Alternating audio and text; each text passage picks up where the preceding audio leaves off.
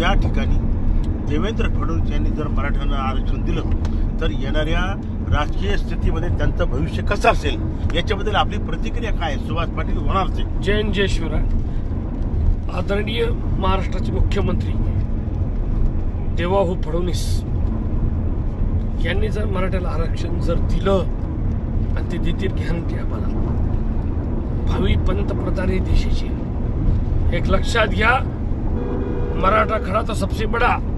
देवाभाऊ एक लक्षात घ्या, आमचेच राजे शिवेंद्रसिंह राजे भोसले, उदयनराजे भोसले हे कोणालाही पंतप्रधान करू शकत नाही. करू शकतो आम्ही सामान्य मराठा. तुम्ही आम्हाला आरक्षण द्या, आम्ही तुमच्या बाजूला आहे. आम्ही या महाराष्ट्राचे मुलक पायदारी तोप देवाभाऊ देवेंद्र फडणवीस साहेब तुम्हाला देशाच्या खुर्चीवर बसवू, त्यात अजिबात शंका नाही. एक लक्षात घ्या, ही भूमी संतांची आहे आणि ही भूमी छत्रपती शिवाजी महाराजांची आहेत. आपला जीडीपी बघा, महाराष्ट्राचा 27% जीडीपी.